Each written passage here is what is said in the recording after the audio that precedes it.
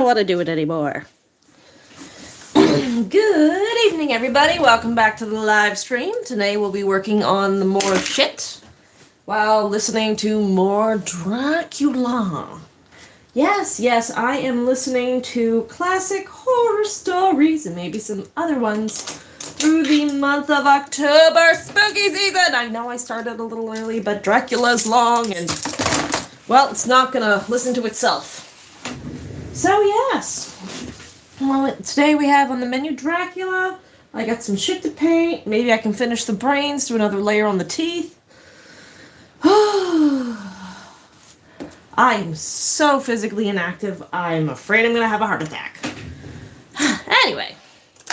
Yes. So that's what I'm up to tonight.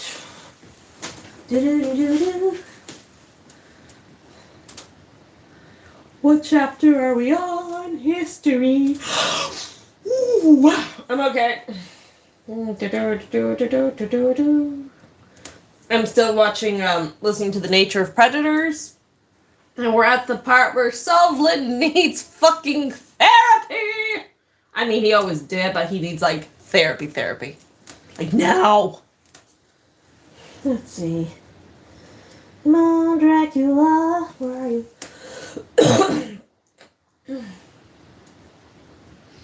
I was just too tired last night. I just couldn't do it. And I was actually asleep before midnight. For me, that's impressive. Or that's a warning sign. One of the two. And also I'll be popping in and out tonight because I am pet sitting. So Puppy is upstairs. She doesn't come down the basement stairs because she just doesn't like it. So yeah, I'll be popping out in and out a little bit just to make sure she's got, bathroom breaks and stuff like that. But hopefully we can get a couple more chapters done tonight. And yes. I hate commercials. It just... Come on. Makes up way too much paint. And now I have the paint everywhere problem. We are on chapter 6, 7. Let's see if we can go through 6 and 7 tonight, hopefully. Do a couple of chapters tonight. I think that'll be a good way to start chewing through them.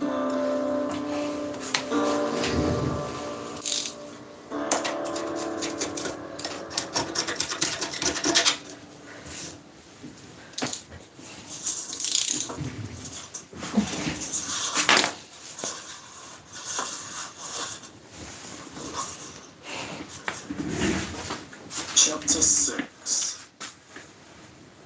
Mina Murray's Journal. 24th of July. Whitby.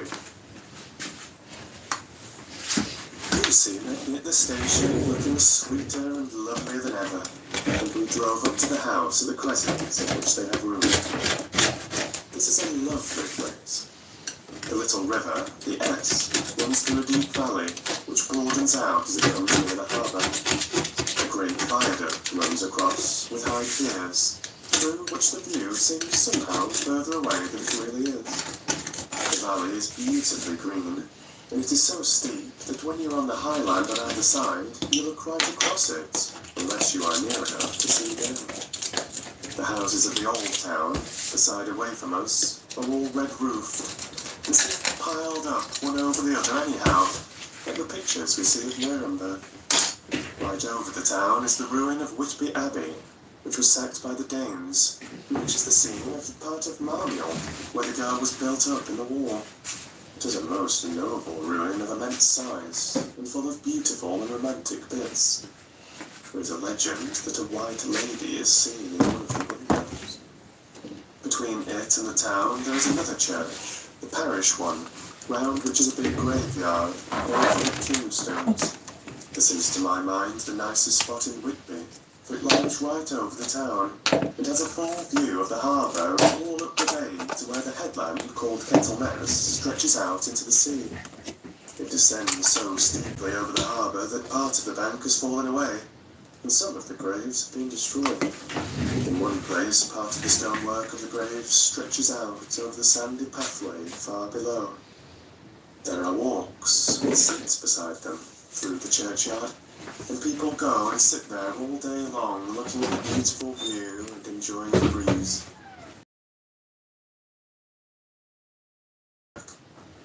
Indeed, I am writing now with my book on my knee, listening to the talk of 3 old men who are sitting beside me. They seem to do nothing all day but sit up here and talk. The harbour lies below me, with, on the far side, one long granite wall stretching out at the end of it, in the middle of which is a lighthouse. A heavy seawall runs along outside of it. On the near side, the seawall makes an elbow crooked inversely. Its end too has a lighthouse. Between the 2 piers, there is a narrow opening into the harbour, which then suddenly widens. It is nice at high tide, but when the tide is out, it shoals away to nothing, and there is merely the stream of the Esk running between banks of sand, with rocks here and there. Outside the harbour on this side, there rises for about half a mile a great reef, the sharp edge. At the end of it is a buoy with a bell, which swings in bad weather, and sends in a mournful sound on the wind. They have a legend here that when a ship is lost, bells are heard out at sea. I must ask the old man about this. He is coming this way. He is a funny old man. He must be awfully old, for his face is all gnarled and twisted like the bark of a tree. It would be great, but I don't have any. And that he was a sailor in the Greenland fishing fleet when Waterloo was fought. He is, Let's see what I can do with this. Skeptical person. When I asked him about the bells at sea and the White Lady at the Abbey, he said very brusquely, "I wouldn't fash mysel about them, miss. Them things be all wore out. And I don't say that they never was, but I do say they wasn't in my time. They be all very well for gummers and trippers and the like, but not for a nice young lady like you. Them peat folks from York and Leeds that be always eating cured hens and drinking tea and looking out to buy cheap jet who could eat. I wonder myself who'd be bothering telling lies to them. Even the newspapers, which is full of fault. I thought he would be a good person to learn interesting things from, so I asked him if he would mind telling me something about the whale fishing in the old days. He was just settling himself to begin, and the clock struck 6, whereupon he laboured himself to begin and said, "I must gang again, what's on now, miss? My granddaughter doesn't like to be kept waiting when the tea is ready, for it takes me time to crammel a bundle of goodies. Well, there be many of them. Miss, I go it in best early by the clock." He hobbled away. I could see him hurrying as well as he could down the steps. The steps are a great feature of the place. They lead from the town up to the church. There are hundreds of them. I do not know how many. And they wind up in a delicate curve. The slope is so gentle that a horse could easily walk up and down them. I think they must originally have had something to do with the abbey. I shall go home too. Lucy went out visiting with her mother, and as they were only duty calls, I did not go. They will be home by this. I haven't 25th thought. of July. Maybe this way better. I came up here an hour ago with Lucy. We had a most interesting talk with my old friend and the 2 others who always come and join him. He is evidently the Sir Oracle of them, and I should think must have been in his time a most dictatorial person. He will not admit anything, and down-faces everybody. If he can't out-argue them, he bullies them, and then takes their silence for agreement with his views. Lucy was looking sweetly pretty in her white lawn frock. She's got a beautiful colour since she has been here. I noticed that the old man did not lose any time in coming up and sitting near her when we sat down. She is so sweet with old people.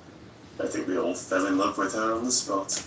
Even my old man succumbed and did not contradict her, but gave me a double share instead. I got him on the subject of the legends, and he went off at once into a sort of sermon. I must try to remember it and put it down. It be all full talk, lock, stock and barrel, that's what it be, and nought else. These bands and waffs and bogos and bargas and boggles and all, and them is only fit to set bands and dizzy women a beldering. They be nowt but airblibs. They and all grins and signs and warnings be all invented by parsons and ilsome boot bodies and railway touters to scare and scunner applings, and to get folks to do something that they don't other inclined to. It makes me eyeful to think of them. Why, it's them that, not content with printing lies on paper and preaching them out of pulpits, does want to be cutting them on tombstones. Look here, all around you, in whatever you will, all them steins, holding up their heads as well as they can out of their pride, is a cant, simply tumbling down with the weight of the lies wrote on them. Here lies the body, all sacred to the memory wrote on all of them, and yet in nigh half of them there bean't no bodies at all, and the memories of them bean't cared a pinch of snuff about, much less sacred. Lies, all of them, nothing but lies of one kind or another.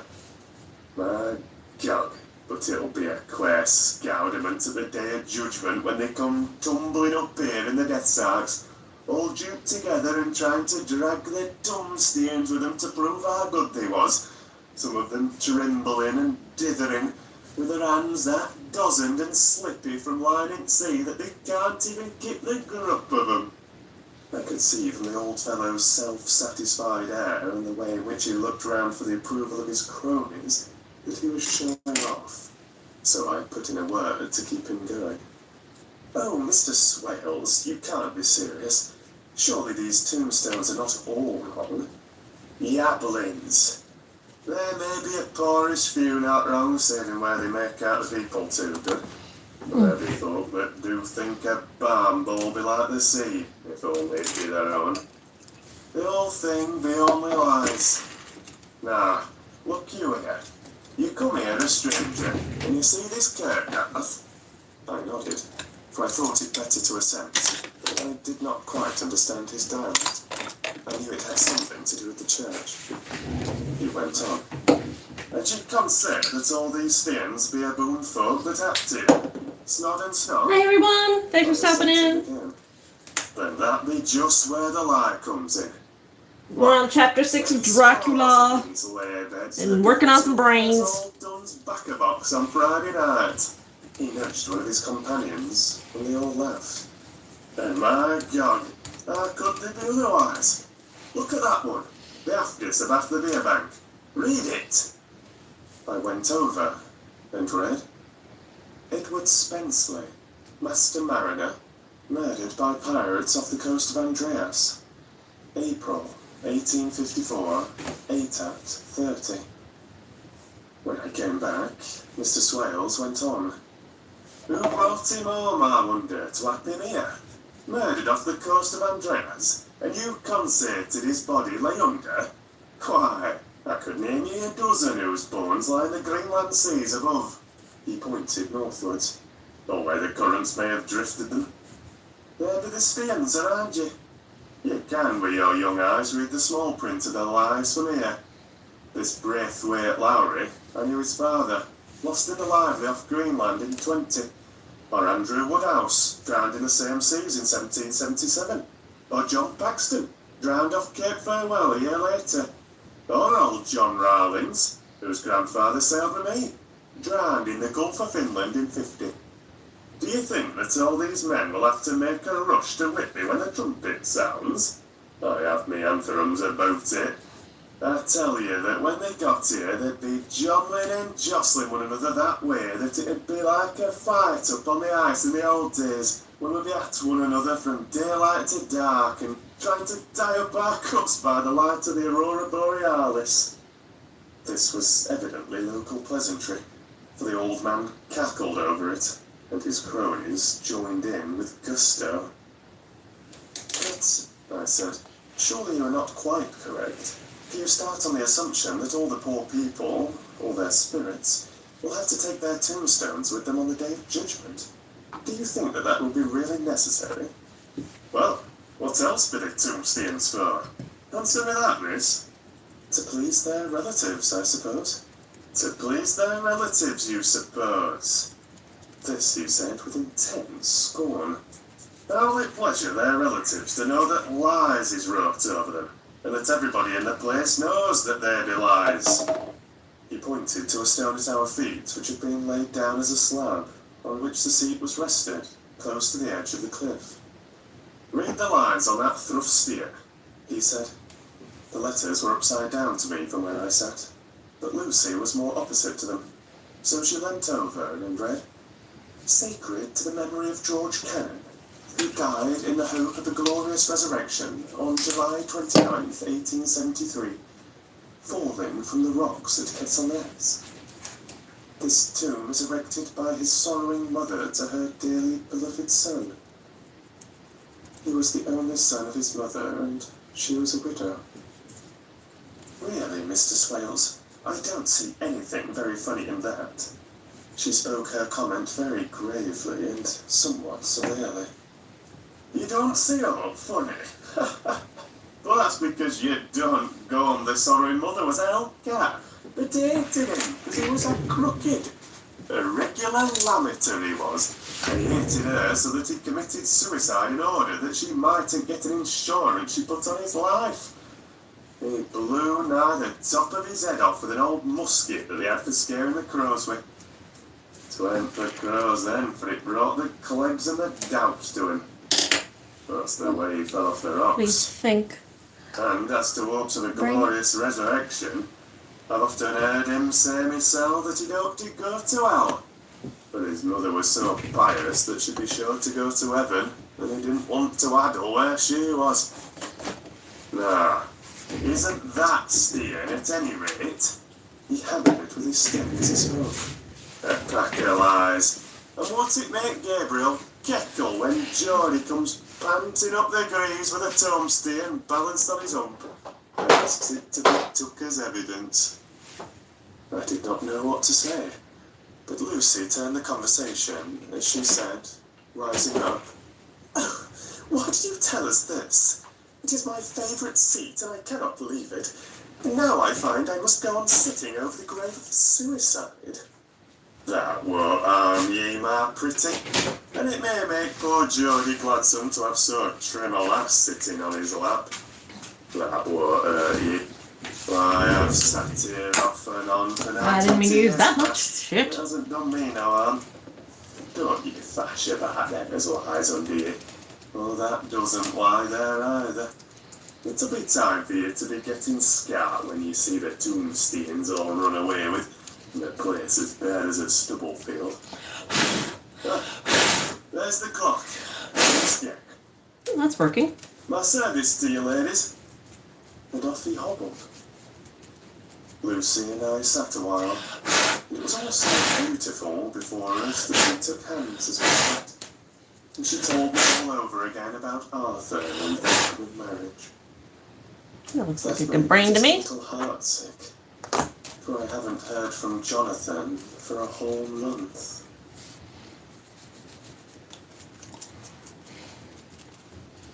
The same day, I came up here alone, for I am very sad. There was no letter for me. I hope there cannot be anything the matter with Jonathan. The clock has just struck 9. I see the lights scattered all over the town. Sometimes in rows where the streets are, and sometimes singly. They run right at the Esk and die away in the field of the valley. To my left, the view is cut off by a black line of roof of the old house next to the abbey. There we go.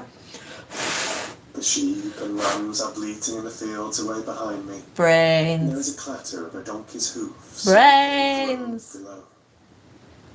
The band on the pier is playing a harsh waltz in a good time. And further along the quay, there is a Salvation Army meeting a back street. Neither of the bands hears the other, but up here I hear and see them both. I wonder where Jonathan is, and if he is thinking of me, I wish he were here. Oops, I'm getting splatters on my brains. And my teeth! No! Gets the white fabric out of the way. 5th Dumbass. of June. The case of Renfield grows more interesting the more I get to understand the man. He has certain qualities very largely developed. Selfishness, I want darker too. secrecy, and purpose. I wish I could get at what is the object of the latter. He seems to have some settled scheme of his own, but what it is, I do not yet know. His redeeming quality is a love of animals, though, indeed, he has such curious turns in it that I sometimes imagine he is only abnormally cruel. His pets are of odd sorts. Just now, his hobby is catching flies. He has at present such a quantity that I have had myself to expostulate. To my astonishment, he did not break out into a fury, as I expected. He took the matter in simple seriousness. He thought for a moment, and then said, "May I have 3 days? I shall clear them away." There we go. Of course, I said that would do. But I must watch him.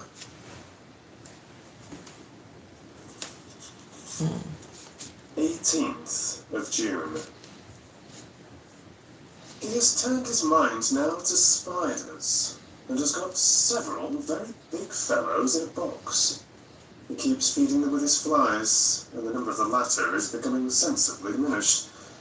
Although he has used half his food in attracting more flies from outside to his room. I'm going to stop putting my finger there. I'm going to have a smoosh on the top of his brain. Brains. July. I'm fine. His spiders are now becoming as great a nuisance as his flies, and today I told him that he must get rid of them. He's looked very sad at this, so I said that he must clear out some of them at all events. He cheerfully acquiesced in this, and I gave him the same time as before for reduction. He disgusted me much while with him, for when a horrid blowfly, bloated with some carrion food, burst into the room, he caught it, held it exultingly for a few moments between his finger and thumb, and, before I knew what he was going to do, put it in his mouth and ate it. I scolded him for it. Fuck! Argued quietly that it was very good and very wholesome, that it was life, strong life, and gave life to him. I've made a mess. This gave me an idea, or the rudiment of one. I must watch how he gets rid of his spiders. Good lord. There's evidently some deep problem in his mind. You think? It's a little notebook in which he is always jotting down something. Many pages of it are filled with masses of figures, generally single numbers added up in batches, and the totals added in batches again. Cthulhu? Focusing some account, as the auditors put it.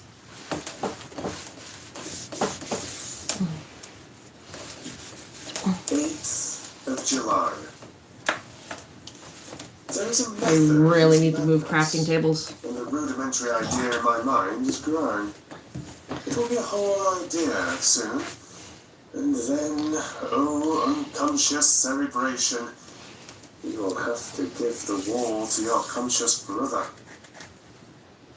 I kept away from I'm gonna my need to go friend for wash. 3 I'm days, gonna be so that I might back in notice just a if few there minutes. change. Things remain. No, I might be bad. No, wait, I can get that done. If it's inside, it should be fine. Okay, we continue. As they were, except that he has parted with some of his pets and got a new one. He's managed to get a sparrow, has already partially tamed it. His means of taming is simple, for already the spiders have diminished. Those that do remain, however, are well fed. He still brings in the flies by tempting them with his food. Alright, what was I doing? 19th of July. Right. We are progressing. My friend is now a whole colony of sparrows, and his flies and spiders are almost obliterated. When I came in, he ran to me and said he wanted to ask me a great favour. A very, very great favour. And as he spoke, he fawned on me like a dog. I asked him what it was, and he said, with a sort of rapture in his voice and bearing, "A kitten, a nice little sleek, playful kitten that I can play with and teach and feed and feed." More fucking red flags than a circus! I was not unprepared for his request, for I had noticed how his pets went on increasing in size and vivacity. I did not care that his pretty family of tame sparrows should be wiped out in the same manner as the flies and the spiders. So I said I would see about Going it. on a limb saying and he's asked getting if he a would not dog have a next to cat. feed the cat to them. His eagerness betrayed him as he answered, "Oh, yes, I would like a cat. I only asked for a kitten lest you should refuse me a cat. No one would refuse me a kitten, would they?" I shook my head. You can refuse him a and lot said of that at shit. present The I feared it fucking would not be possible, Jesus. but that I would see about it. His face fell, and I could see a warning of danger in it, for there was a sudden, fierce, sidelong look which meant killing. The man is an undeveloped homicidal maniac. No I should shit. test him with his present craving and see how it will work out. No, you shall fucking run, I bitch! shall know more. You don't want to know more. More is bad. 10 p.m. I have visited him again and found him sitting in a corner, brooding. When I came in, he threw himself on his knees before me and implored me to let him have a cat, that his salvation depended upon it. I was firm, however, and told him that he would not have it, whereupon he went without a word and sat down, gnawing his fingers, in the corner where I had found him. I shall see him in the morning, early.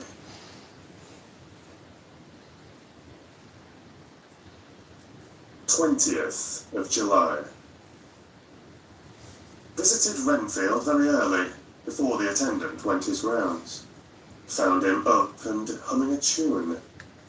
He was spreading out his sugar, which he had saved, in the window, and was manifestly beginning his fly catching again, and beginning it cheerfully and with a good grace. I looked around for his birds, and not seeing them, asked him where they were. He replied without turning round that they had all flown away. There were a few feathers about the room, and on his pillow a drop of blood. I said nothing, but went and told the keeper to report to me if there were anything odd about him during the day. 11 a.m. The attendant has just been to me to say that Renfield has been very sick and has disgorged a whole lot of feathers. My belief is, Doctor, he said, that he has eaten his birds and that he just took and ate them raw. 11 p.m. I gave Renfield a strong opiate tonight, enough to make even him sleep, and took away his pocketbook to look at it. The thought that had been buzzing about my brain lately is complete, and the theory proved. My homicidal maniac is of a peculiar kind. I shall have to invent a new classification for him, and call him a zoophagous, life-eating maniac. What he desires is to absorb as many lives as he can, and he has laid himself out to achieve it in a cumulative way. He gave many flies to one spider, and many spiders to one bird, and then wanted a cat to eat the many birds. What would have been his later steps? It would almost be worthwhile to complete the experiment. It might be done if there were only a sufficient cause.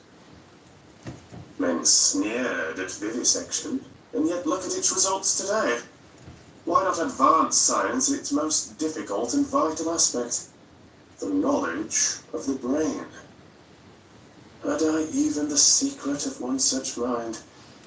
Did I hold the key to the fancy of even one lunatic?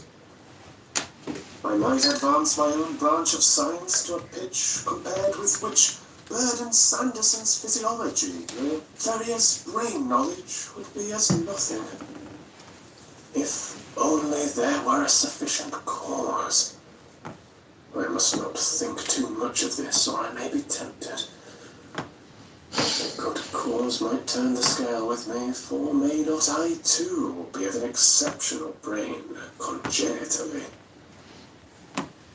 How well the man reasoned. Lunatics always do within their own scope. I wonder at how many lives he values a man, or if at only one. He has closed the account most accurately, and today began a new record. Alright, I'm gonna be right back. I'm gonna bring these upstairs where it's warmer and to wash my hands. I'll be back. Maybe find a new paint rag, because good lord, I can't find mine.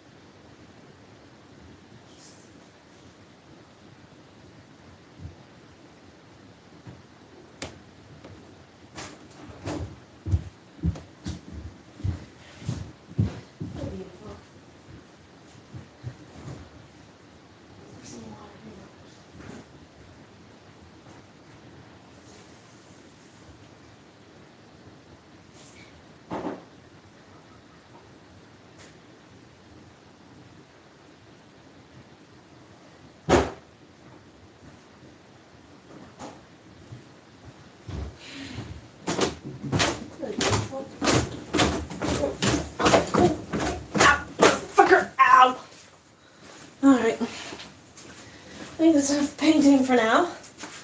Let's see what other shit I can get up to. Is anybody still around? Did you all leave me? Yep, everybody left. Oop, don't need to pause me. How many of us begin a new record with each day of our lives? To me, it seems only yesterday that my whole life ended with my new hope, and that truly I began a new record. So it will be, until the great recorder sums me up and closes my ledger account with a balance to profit or loss. Oh, Lucy, Lucy. I cannot be angry with you, nor can I be angry with my friend, whose happiness is yours. And I must only wait on hopeless and work. Work. If only I can have as strong a cause as my poor mad friend there. A good, unselfish cause to make me work. That would be indeed happiness.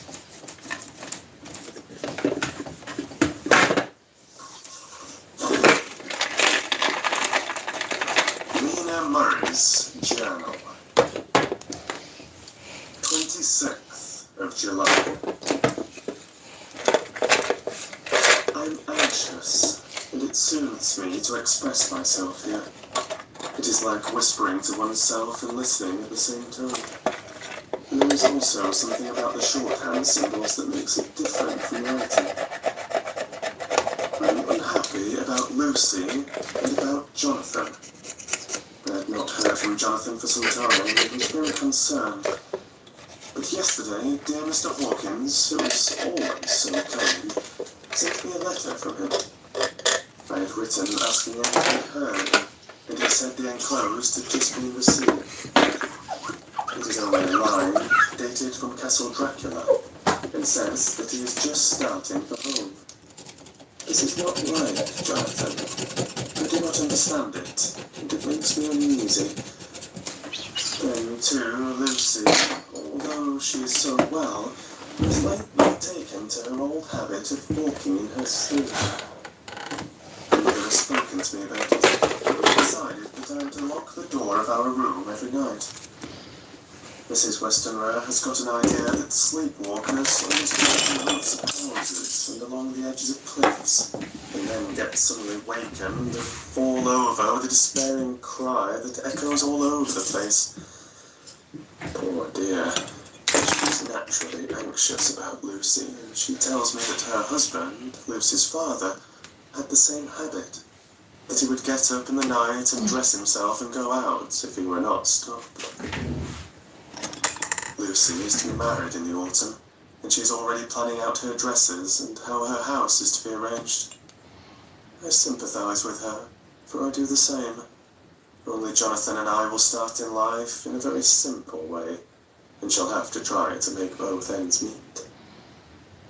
Mr. Holmwood, he is the Honourable Arthur Holmwood, only son of Lord Godalming, is coming up here very shortly, as soon as he can leave town.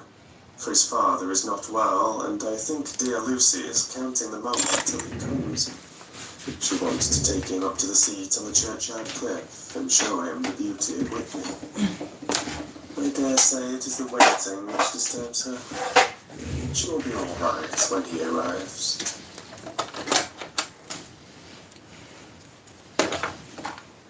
27th of July. No news from Jonathan. I am getting quite uneasy about him, though why I should, I do not know. But I do wish that he would write, if it were only a single line. Lucy walks more than ever, and each night I'm awakened by her moving about the room. Fortunately, the weather is so hot that she cannot get cold, but still the anxiety and the perpetually being wakened is beginning to tell on me. I'm getting nervous and wakeful myself. Thank God, Lucy's health keeps up. Mr. Holmwood has been suddenly called to ring to see his father, who has been taken seriously ill. Lucy frets at the postponement of seeing him, but it does not touch her looks. She is a trifle stouter, and her cheeks are a lovely rose pink. She has lost that anemic look which she had. I pray it will all last.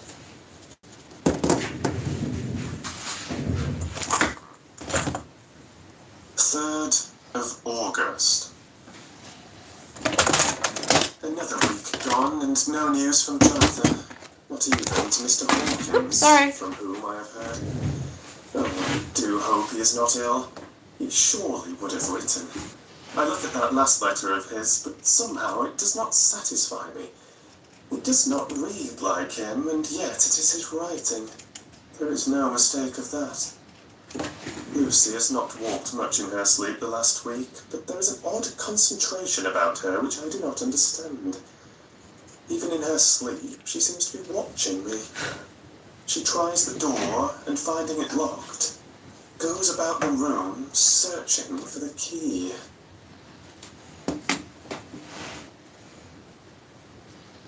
6th of August. Another 3 days and no news. The suspense is getting dreadful. If I only knew where to write or where to go to, I should feel easier. But no one has heard a word of Jonathan since that last letter. I must only pray to God for patience. Lucy is more excitable than ever, but is otherwise well.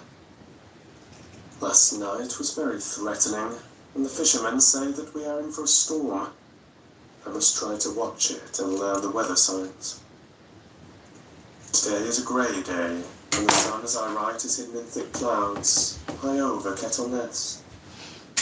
Everything is grey, except the green grass, which seems like emerald amongst it. Grey earthy rock, grey clouds, tinged with the sunburst at the far edge, hang over the grey sea, into which the sand points stretch like grey fingers.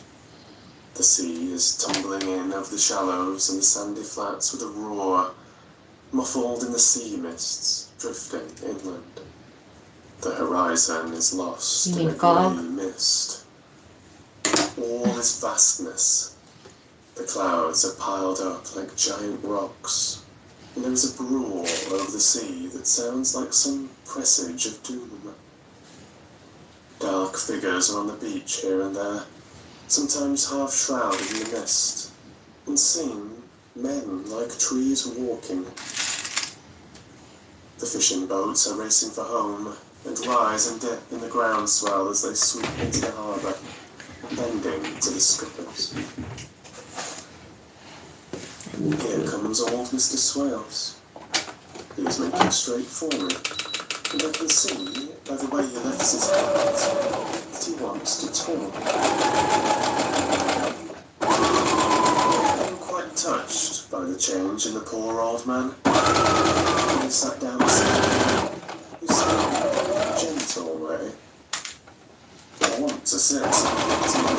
I could see he was not at ease, so I took his poor old regular hand and started to speak fully. So he said, leaving his hand in mine, "I'm afraid, my dearie, that I must have shocked you by all the wicked things I've been saying about the dead and such like for weeks past. But I didn't mean them, and I want you to remember that when I'm gone. We Howard folks that be daffled, and thought of after the crop didn't altogether like to think of it, to feel smart of it. And that's why I've took to making light of it, teaching about it. Lord love you, miss. I ain't afraid of dying, not a bit. And I don't want to die if I can help it. But must be nigh time now. I'll be old, and 100 years is too much for any man to expect. And I'm so nigh it that the old man is already at his side. You see, I can't get out of the habit of caffing about it all at once. The chaffs won't wag as they be used to. Someday soon the angel of death will sound his trumpet for me. Don't me go and breathe, dearie. For he saw that I was crying.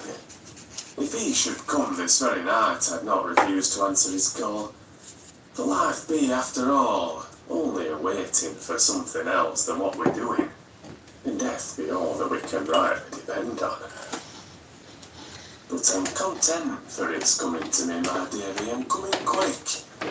It may be coming while we be looking and wondering. Maybe it's in that wind out over the sea that's bringing with it loss and wreck and sore distress and sad hearts. Look! Look! He cried suddenly. There's something in that wind and in the host beyond that sounds and looks and tastes and smells like death. It's in the air. I feel it coming. Lord, make me answer cheerful when my call comes. He held up his arms devoutly and raised his hat. His mouth moved as though he were praying. After a minute's silence, he got up, shook hands with me and blessed me and said goodbye, and hobbled off. It all touched me and upset me. I was glad when the Coast Guard came along with his spyglass under his arm. He stopped to talk with me as he always does, but all the time kept looking at a strange ship. can't make her out, he said. She's a Russian by the look of her, but she's knocking about in the queerest way. She doesn't know her mind a bit. She seems to see the storm coming, but can't decide whether to run up north of the open or to put in here. But then again, she's steered mighty strangely. But she doesn't mind the hand on the wheel. She reaches about with every puff of wind.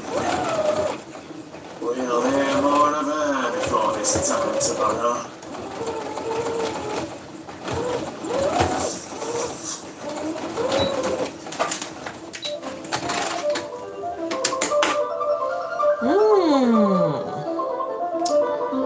Who's on the boat? Well, we already know that.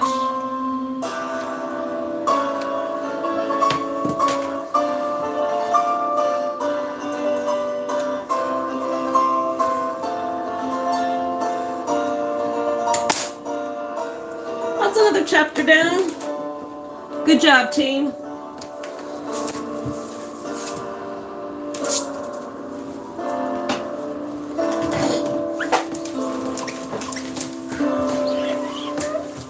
And see if it's not too late. Let's put another chapter behind us. And I can stitch the eyes on this guy I finished last week. It's a giant 7-foot squid. Chapter 7. That's fine. Cutting from the Daily Graph. 8th of August. The big eye. In Mina Murray's journal. From a correspondent. Whitby. One of the greatest and suddenest storms on record has just been experienced here, with results both strange and unique. The weather had been somewhat sultry, but not to any degree uncommon in the month of August. Saturday evening was as fine as was ever known, Oopsie. and a great body of holidaymakers laid out yesterday for visits to Mulgrave Woods, Robin Hood's Bay, Rigmell, Runswick, Staithes, and the various trips in the neighbourhood of Whitby. The steamers Emma and Scarborough made trips up and down the coast, and there was an unusual amount of tripping both to and from Whitby. The day was unusually fine till the afternoon, when some of the gossips who frequent the East Cliff churchyard, and from that commanding eminence watch the wide sweep of sea visible to the north and east, called attention to a sudden show of mares' tails high in the sky to the northwest. The wind was then blowing from the southwest in a mild degree, which in barometrical language is ranked number 2, light breeze. The Coast Guard on duty at once made reports, and one old fisherman, who for more than half a century has kept watch on weather signs from the East Cliff, foretold in an emphatic manner the coming of a sudden storm. The approach of sunset was so very beautiful, so grand in its masses of splendidly coloured clouds, that there was quite an assemblage on the walk along the cliff in the old churchyard to enjoy the beauty. Before the sun dipped below the black mass of Kettleness, standing boldly athwart the western sky, its downward way was marked by myriad clouds of every sunset colour, flame, purple, pink, green, violet, and all the tints of gold, with here and there masses not large, but of seemingly absolute blackness, in all sorts of shapes, as well as outlined as colossal silhouettes. The experience was not lost on the painters, and doubtless some of the sketches of the prelude to the great storm will grace the RA and RI walls in many necks. More than one captain made up his mind then and there that his cobble, or his mule, as they termed the different classes of boats, would remain in the harbour till the storm had passed. The wind fell away entirely during the evening, and at midnight there was a dead calm, a sultry heat, and that prevailing intensity which, on the approach of thunder, affects persons of a sensitive nature. Oh, thunder would be There nice. were but few lights in sight at sea, for even the coasting steamers, which usually hug the shore so closely, kept well to seaward, and but few fishing boats were in sight. The only sail noticeable was a foreign schooner, with all sails set, which was seemingly going westwards. The foolhardiness or ignorance of her officers was a prolific theme for comment while she remained in sight, and efforts were made to signal her to reduce sail in face of her danger. Before the night shut down, she was seen with sails idly flapping, as she gently rolled on the undulating swell of the sea. As idle as a painted ship upon a painted ocean. Shortly before 10 o'clock, the stillness of the air grew quite oppressive, and the silence was so marked that the bleating of a sheep inland or the barking of a dog in the town was distinctly heard. And the band on the pier, with its lively French air, was like a discord in the great harmony of nature's silence. A little after midnight came a strange sound from over the sea.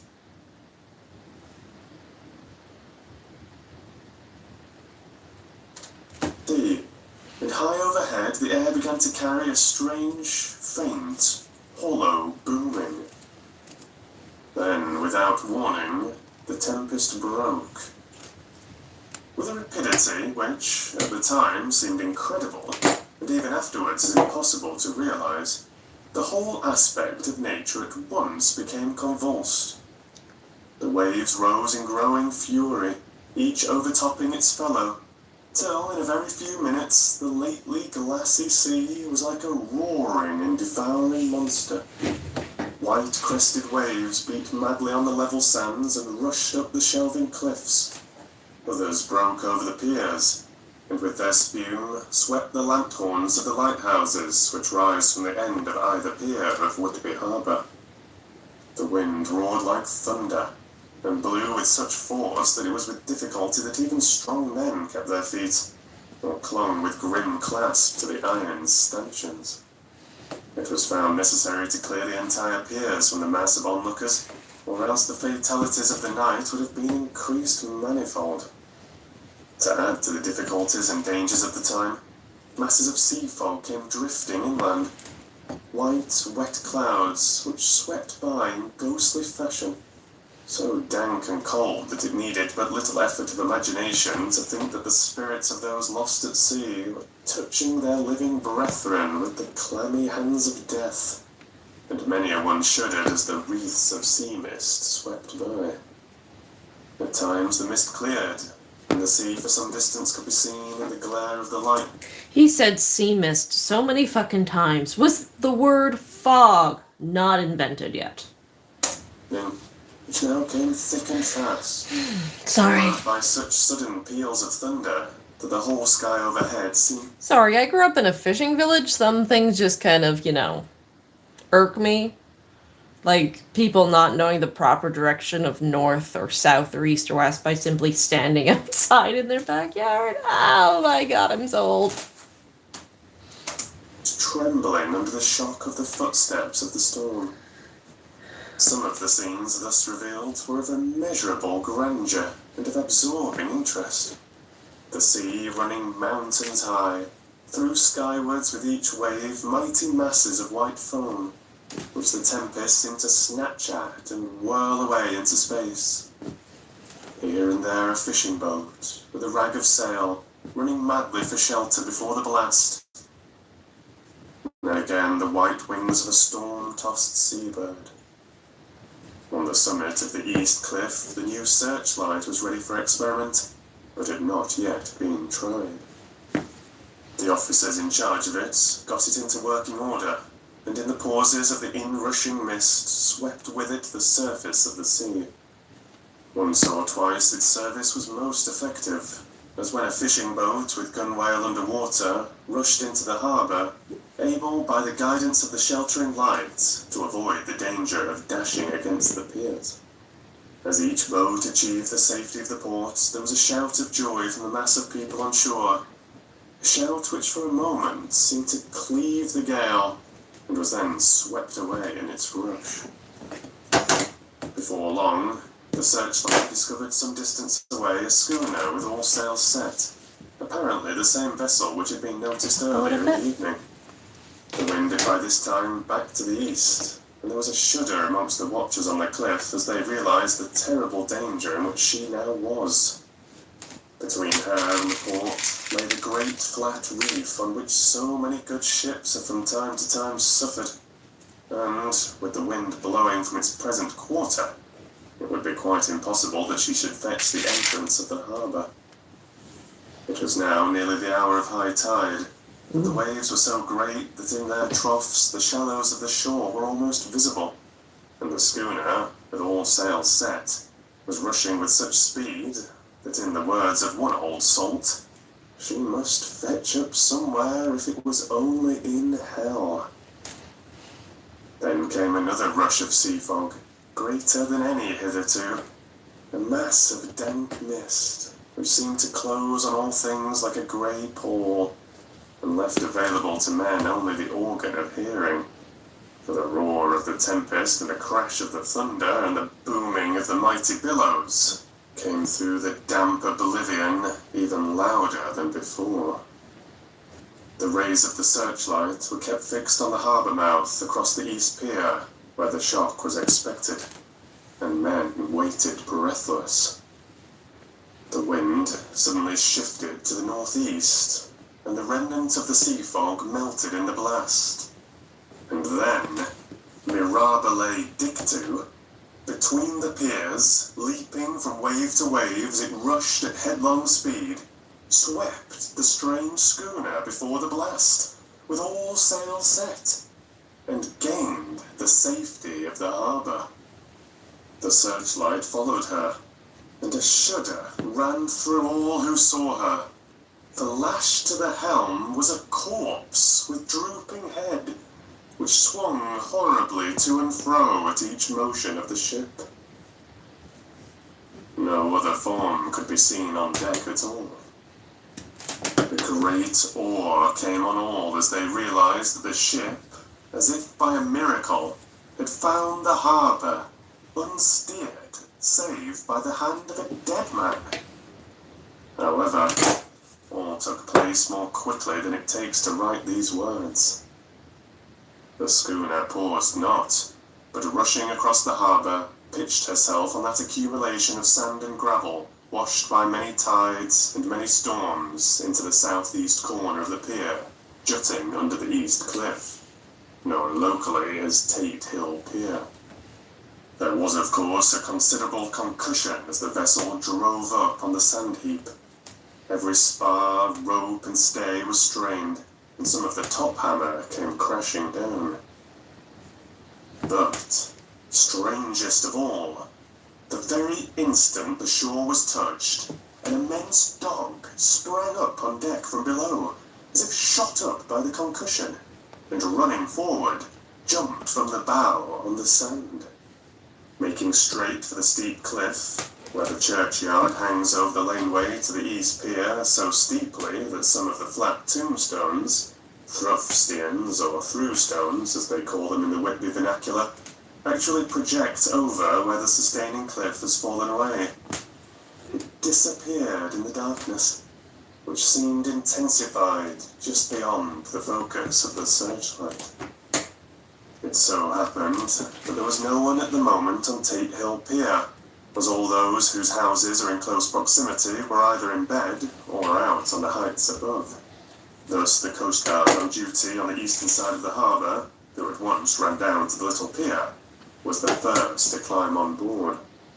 The men working the searchlight, after scouring the entrance of the harbour without seeing anything, then turned the light on the derelict and kept it there. The Coast Guard ran aft, and when he came beside the wheel, bent over to examine it, and recoiled at once as though under some sudden emotion. This seemed to pique general curiosity, and quite a number of people began to run. It is a good way around from the West Cliff by the drawbridge to Tate Hill Pier, but your correspondent is a fairly good runner, and came well ahead of the crowd. When I arrived, however, I found already assembled on the pier a crowd, whom the Coast Guard and police refused to allow to come on board. By the courtesy of the chief boatman, I was, as your correspondent, permitted to climb on deck, and was one of a small group who saw the dead seaman whilst actually lashed to the wheel. It was no wonder that the Coast Guard was surprised, or even awed, for not often can such a sight have been seen. The man was simply fastened by his hands, tied one over the other, to a spoke of the wheel. Between the inner hand and the wood was a crucifix, the set of beads on which it was fastened being around both wrists and wheel, and all kept fast by the binding cords. The poor fellow may have been seated at one time, but the flapping and buffeting of the sails had worked through the rudder of the wheel and dragged him to and fro, so that the cords with which he was tied had cut the flesh to the bone. Accurate note was made of the state of things, and a doctor, Surgeon J.M. Caffin of 33 East Elliot Place, who came immediately after me, declared, after making examination, that the man must have been dead for quite 2 days. In his pocket was a bottle, carefully corked, empty save for a little roll of paper, which proved to be the addendum to the log. The Coast Guard said that the man must have tied up his own hands, fastening the knots with his teeth. The fact that a Coast Guard was the first on board may save some complications later on in the Admiralty Court, for Coast Guards cannot claim the salvage, which is the right of the first civilian entering on a derelict. Already, however, the legal tongues are wagging, and one young law student is loudly asserting that the rights of the owner are already completely sacrificed, his property being held in a contravention of the statutes of mortmain, since the tiller, as emblemship, if not proof, of delegated possession, is held in a dead hand. It is needless to say that the dead steersman has been reverently removed from the place where he held his honourable watch and ward till death. A steadfastness as noble as that of the young Casabianca, and placed in the mortuary to await inquest. Already the sudden storm is passing, and its fierceness abating. The crowds are scattering homeward, and the sky is beginning to redden over the Yorkshire walls. I shall send, in time for your next issue, further details of the derelict ship, which found her way so miraculously into harbour in the storm.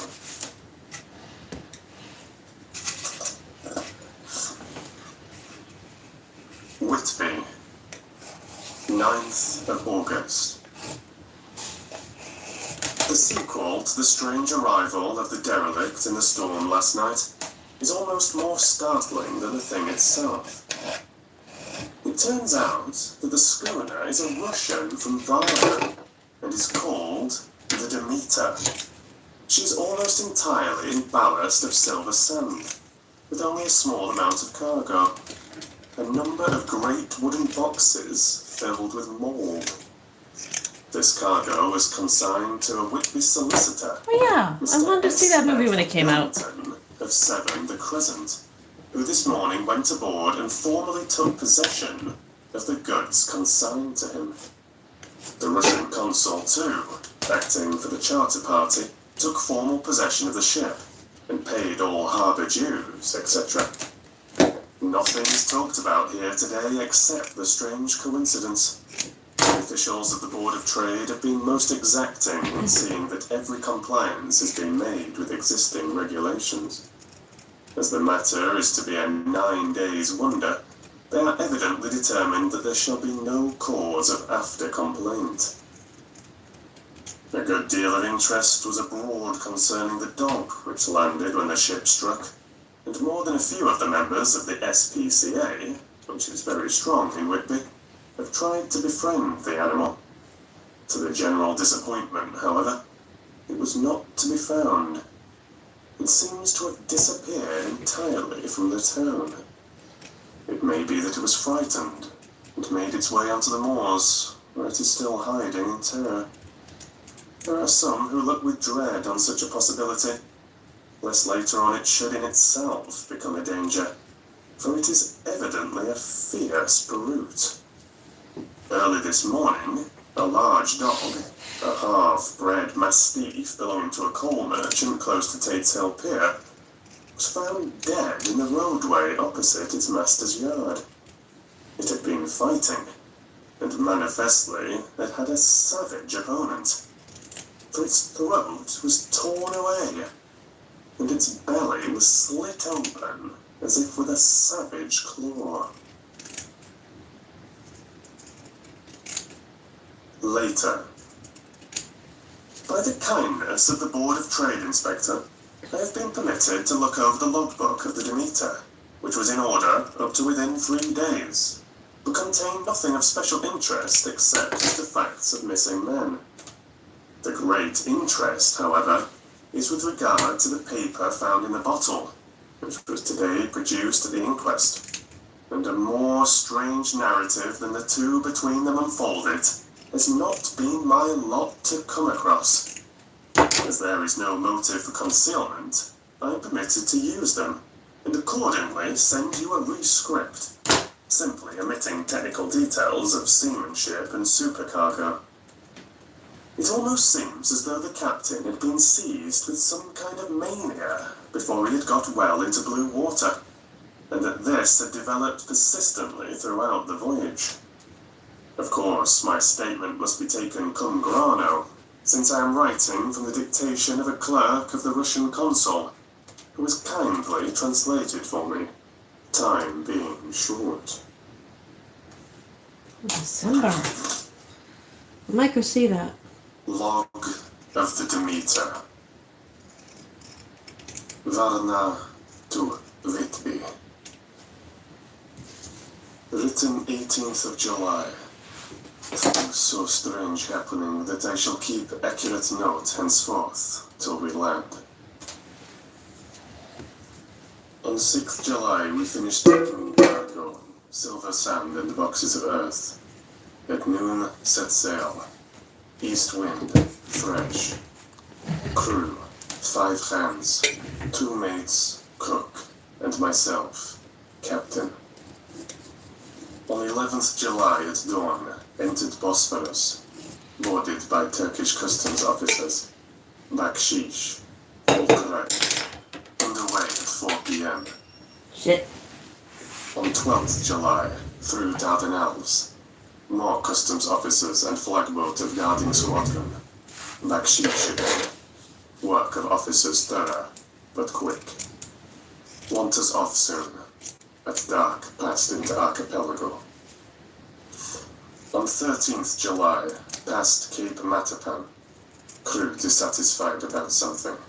Seemed scared, but would not speak out. On 14th July, was somewhat anxious about crew. Men all steady fellows who sailed with me before. Mate could not make out what was wrong. They only told him there was something, and crossed themselves. Mate lost temper with one of them that day and struck him. Expected fierce quarrel, but all was quiet.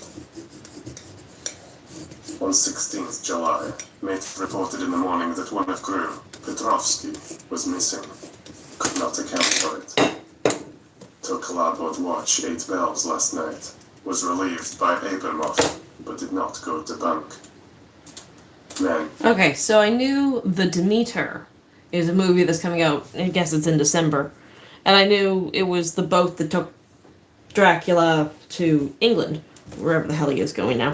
I thought it was like one of those footnotes where, like in a book, like there's that one line that describes like the Demeter took Dracula, or like Dracula, he stepped off the Demeter, or something like that. Like I thought it was just like a couple of lines, maybe, or a paragraph, but no, it's a whole goddamn chapter.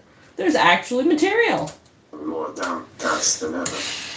All said they expected something of the kind. but would not say more than that there was something aboard. Mate getting very impatient with them, feared some trouble ahead.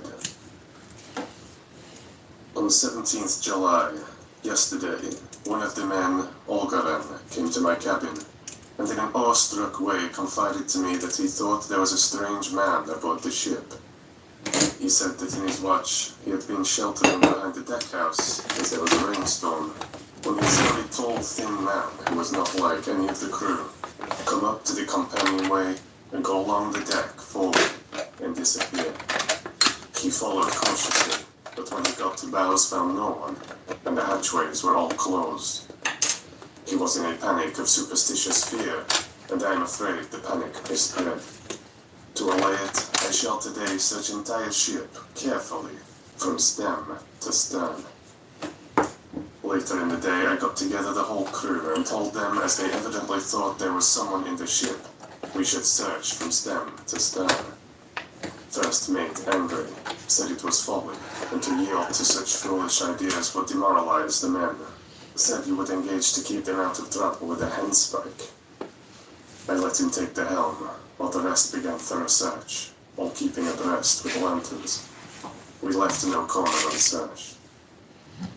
As there were only the big wooden boxes, there were no odd corners where a man could hide.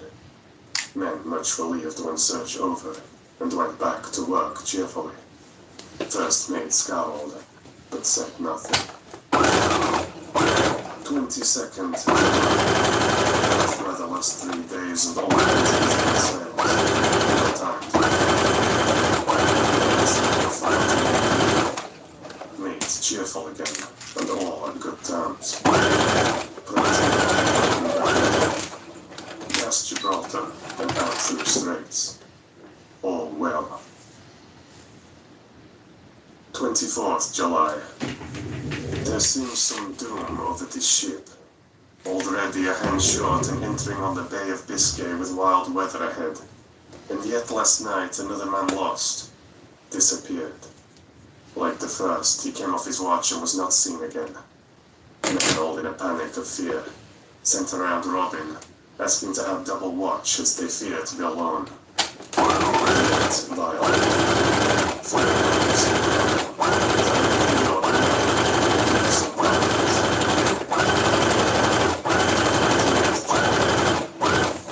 Days in hell, knocking about in a sort of maelstrom and the wind a tempest. No sleep for anyone. Men all worn out. Hardly know how to set a watch, since no one fit to go on. Second mate volunteered to steer and watch, and let men snatch a few hours' sleep. Wind abating, seas still terrific, but feel them less, as ship is steadier. 29th July. Another tragedy. I'd single watch tonight as crew too tired to double. When morning watch came on deck, could find no one except steersman. Raised outcry and all came on deck. Thorough search, but no one found. And now without second mate and crew in a panic. Mate and I agreed to go armed henceforth and wait for any sign of cause. 30th July. Last night. Rejoiced we are nearing England. Weather fine, all sails set. Retired, worn out, slept soundly. Awaked by mate telling me that both man of watch and steersman missing. Only self and mate and 2 hands left to work ship. 1st August.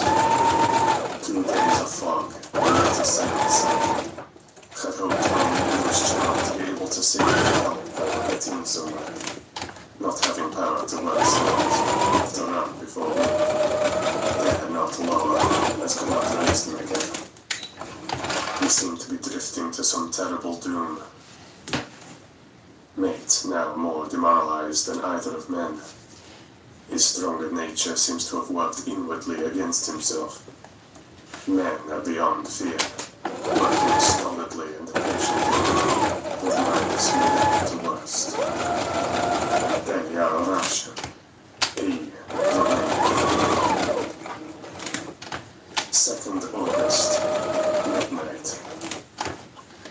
from fuming at sleep by hearing a cry, seemingly outside my port. Could see nothing in fog. Rushed on deck and ran against mate. Tells me heard cry and ran, but no sign of man on watch. One more gone. Lord, help us. Mate says we must be past the Straits of Dover, as in a moment of fog lifting he saw North Foreland, just as he heard the man cry out. If so, we are now off in the North Sea, and only God can guide us in the fog, which seems to move with us, and God seems to have deserted us. 3rd August. At midnight I went to relieve the man at the wheel, but when I got to it I found no one there. The wind was steady, and as we ran before it there was no warning. I dared not leave it, so shouted for the mate. After a few seconds he rushed up on the deck in his flannels. He looked wild-eyed and haggard, and I greatly fear his reason has given way. He came close to me and whispered hoarsely, with his mouth to my ear, as though fearing the very air might hear. It is here. I know it now. On the watch last night I saw it, like a man, tall and thin, and ghostly pale. It was in the bows, and looking out. I crept behind it, and gave it my knife, but the knife went through it, empty as the air. And as he spoke, he took his knife and drove it savagely into space. Then he went on. But it is here, and I'll find it. It is in the hold, perhaps, and in one of those boxes. I'll unscrew them one by one and see. You work the helm. And with a warning look and his finger on his lip, he went below. There was springing up a choppy wind, and I could not leave the helm. I saw him come out on deck again with a tool chest and a lantern, and go downward the forward hatchway. Stark, raving mad, and it's no use my trying to stop him. He can't hurt those big boxes. They're invoiced as clay, and to pull them about is as harmless a thing as one can do. So here I stay, and mind the helm, and write these notes. I can only trust in God and wait till the fog clears. Then, if I cannot steer to any harbour with the wind, that is, I shall cut down the sails and lie by, and signal for help. It is nearly all over now. Just as I was beginning to hope that the mate would come out calmer, for I heard him knocking away at something in the hold, and work is good for him. There came up the hatchway a sudden startled scream, which made my blood run cold, and up on the deck he came as if shot from a gun. A raging madman, with his eyes rolling and his face convulsed with fear. Save me, he cried, and then looked round on a blanket of fog. His horror turned to despair, and in a steady voice he said, "You had better come too, Captain, before it is too late. He is there. I know the secret now. The sea will save me from him, and it is all that is left." Before I could say a word or move forward to seize him, he sprang on the bulwark and deliberately threw himself into the sea. I suppose I know the secret too, now.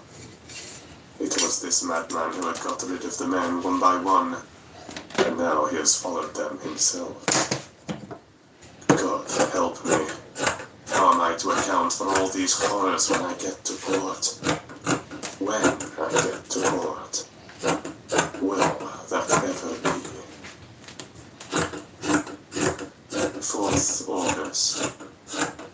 Still fog, which the sunrise cannot pierce. I know there is sunrise because I I'm a sailor. Why else, I know not. I dared not go below. I dared not leave the stayed. And in the dimness of the night, I saw it. Him. God forgive me, but the mate was right to jump overboard. It is better to die like a man, to die like a sailor in blue water. No man can object. But I am captain, and I must not leave my ship. But I shall baffle this fiend or monster. That I shall tie my hands to the wheel when my strength begins to fail. And along with them, I shall tie that which it dare not touch. And then, come good wind or foul, I shall save my soul and my honor as a captain. I am growing weaker, and the night is coming on. If he can look me in the face again, I may not have time to act. If we have wrecked, mayhap this bottle may be found, and those who find it may understand. If not, well, then all men shall know that I have been true to my trust. God and the Blessed Virgin and the saints help a poor ignorant soul trying to do his duty. Dude, burn the ship. Get a lifeboat, move the whole thing to the ground in the middle of the sun. Of course, the verdict is an open one. There is no evidence to adduce, and whether or not the man himself committed the murders is going on to say.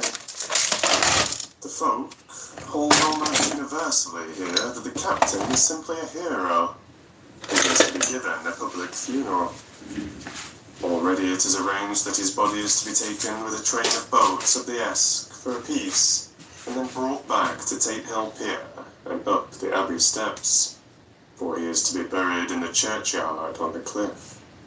The owners of more than 100 boats have already given in their names as wishing to follow him to the grave.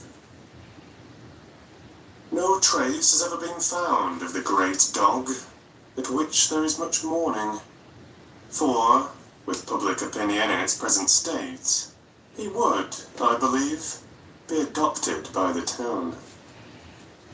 Tomorrow we'll see the funeral, and so will end this one more mystery of the sea. Come on, come on.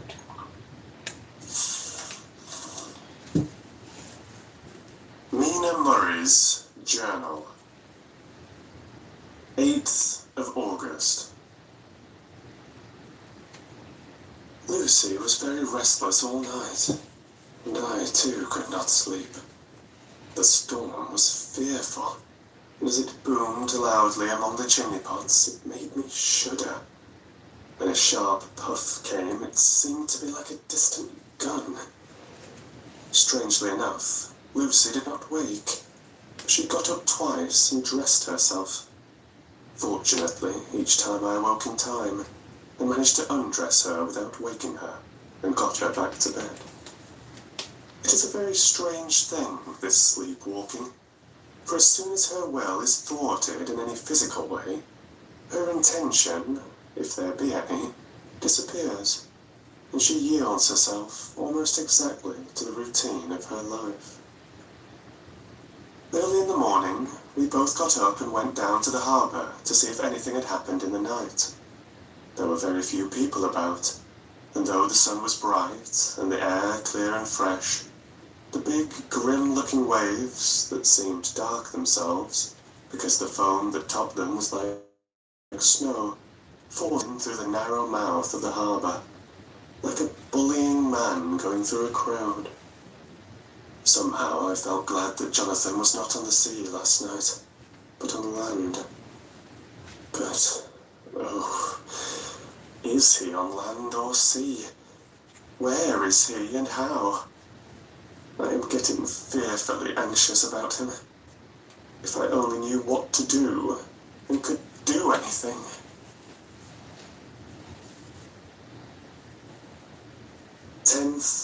August 10th. Come on, you fucker. The funeral of the poor sea captain today was most touching. Every boat in the harbour seemed to be there, and the coffin was carried by captains all the way from Tate Hill Pier up to the churchyard. Lucy came with me. We went early to our old seats, whilst the cortege of boats went up the river to the viaduct and came down again. We had a lovely view, and saw the procession nearly all the way. The poor fellow was laid to rest quite near our seats, so that we stood on it when the time came and saw everything. Poor Lucy seemed most upset. She was restless and uneasy all the time. And I cannot but think that her dreaming at night is telling on her. She is quite odd in one thing. She will not admit to me that there is any cause for restlessness, or if there be, she does not understand it herself. There is an additional cause, in that poor old Mr. Swales was found dead this morning on our seat, his neck being broken. He had evidently, as the doctor said, fallen back in the seat in some sort of fright. For there was a look of fear and horror on his face that the lens had made them this is the back. Poor, dear old man. Perhaps he had seen death with his dying eyes. Lucy is so sweet and sensitive that she feels influences more acutely than other people do. Just now she was quite upset by a little thing which I did not much heed, though I am myself very fond of animals. One of the men who come up here often to look for the boats was followed by his dog. The dog is always with him. They are both quiet persons, and I never saw the man angry, nor heard the dog bark. During the service, the dog would not come to its master, who was on the seat with us, but kept a few yards off, barking and howling. Its master spoke to it gently, and then harshly, and then angrily, but it would neither come nor cease to make a noise. It was in a sort of fury, with its eyes savage, and all its hairs bristling out like a cat's tail when puss is on the warpath. Finally, the man too got angry, and jumped down and kicked the dog, and then took it by the scruff of the neck and half dragged and half threw it on the tombstone on which the seat is fixed. The moment it touched the stone, the poor thing became quiet, and fell all into a tremble. It did not try to get away, but crouched down, quivering and cowering. It was in such a pitiable state of terror that I tried, though without effect, to comfort it. Lucy was full of pity too, but she did not attempt to touch the dog, but looked at it in an agonized sort of way. I greatly fear that she is of too supersensitive a nature to go through the world without trouble. She will be dreaming of this tonight, I'm sure. The whole agglomeration of things. The ship steered into port by a dead man. His attitude, tied to the wheel with a crucifix and beads. The touching funeral. The dog, now furious and now in terror. With all the forward material for her dreams. I think it will be best for her to go to bed tired out physically. So I shall take her for a long walk by the cliffs to Robin Hood's Bay and back. She ought not to have much inclination for sleep walking, then.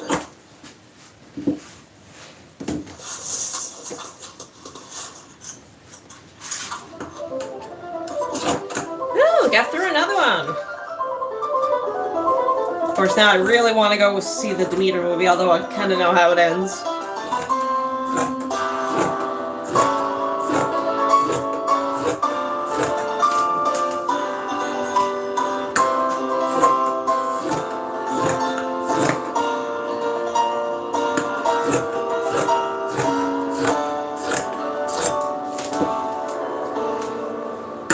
Yeah, I'll do a little bit more.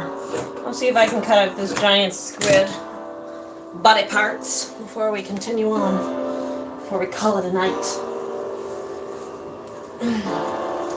So that's gonna be the.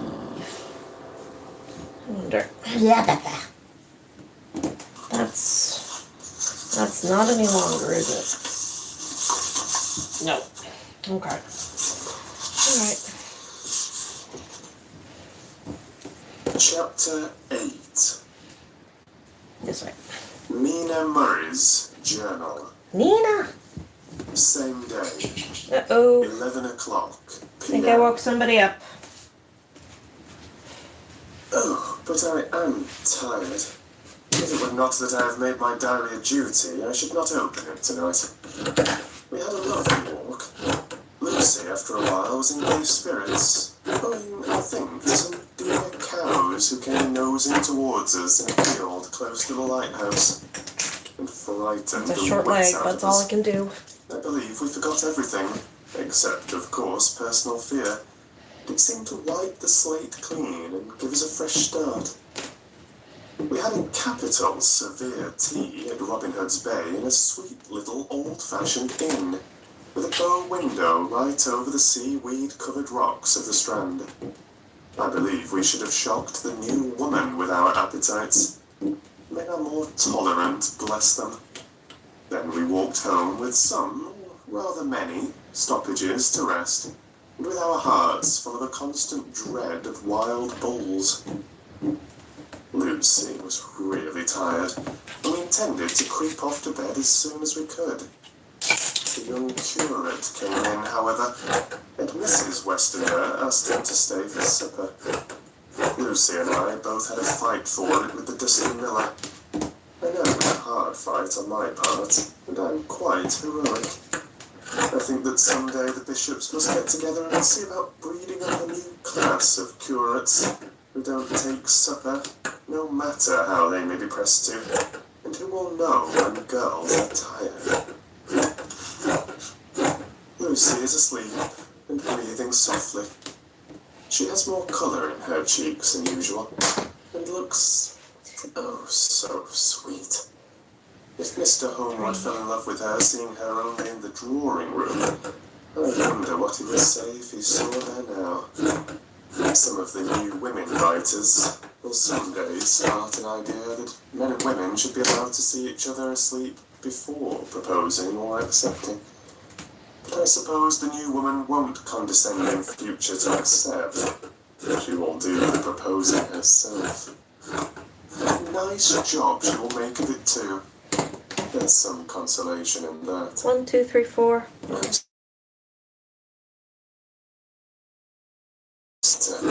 I really believe she's turned the corner, and that we are over her troubles with dreaming. 5. I should be quite happy if I only knew if 1, Jonathan... 2, 3, 4, 5. God bless and keep him. 6, 7, 8. 11th of August, 3 a.m. Diary again. No sleep now, so I may as well rise. I'm too agitated to sleep. We've had such an adventure, such an agonizing experience. I fucked something I up. fell asleep as soon as I had closed my diary. Suddenly I became broad awake and sat up, with a horrible sense of fear upon me, Shit. and of some feeling of emptiness around me. The room was dark, so I could not see Lucy's bed. I stole across and felt for her. The bed was empty. I lit a match and found that she was not in the room. The door was shut, but not locked as I had left it. I feared to wake her mother, who has been more than usually ill lately, so threw on some clothes and got ready to look for her. As I was leaving the room, it struck me that the clothes she wore might give me some clue to her dreaming intention. Dressing gown would mean house, dress outside. Dressing gown and dress were both in their places. Thank God, I said to myself. It cannot go far, and she is only in her nightdress. I ran downstairs and looked in the sitting room. Not there. Then I looked in all the other open rooms of the house, an ever-growing fear chilling my heart. Finally, I came to the hall door and found it open. It was not wide open, but the catch of the lock had been caught. The people of the house are careful to lock the door every night, so I feared that Lucy must have gone out as she was. There was no time to think of what might happen. A vague, overmastering fear obscured all details. I took a big, heavy shawl and ran out. The clock was striking 1 as I was in the crescent, and there was not a soul inside. I ran along the north terrace, but could see no sign of the white figure which I expected. At the edge of the west cliff above the pier, I looked across the harbour to the east cliff, in the hope, or fear, I don't know which, of seeing Lucy in our favourite seat. There was a bright full moon, with heavy black driving clouds, which threw the whole scene into a fleeting diorama of light and shade as they sailed across. For a moment or two I could see nothing, as the shadow of a cloud obscured St. Mary's Church and all around it. Then, as the cloud passed, I could see the ruins of the abbey coming into view, and as the edge of a narrow band of light, as sharp as a sword cut, moved along, the church and the churchyard became gradually visible. Whatever my expectation was, it was not disappointed. For there, on our favourite seat, the silver light of the moon struck a half-reclining figure, snowy white. The coming of the cloud was too quick for me to see much. The shadows shut down a light almost immediately. But it seemed to me as though something dark stood behind the seat where the white figure shone, and bent over it. What it was, whether man or beast, I could not tell. That'll work. I did not wait to catch another glance, but flew down the steep steps to the pier, and along by the fish market to the bridge. It was the only way to reach the east cliff. The town seemed as dead, for not a soul did I see. I rejoiced that it was so, for I wanted no witness of poor Lucy's condition.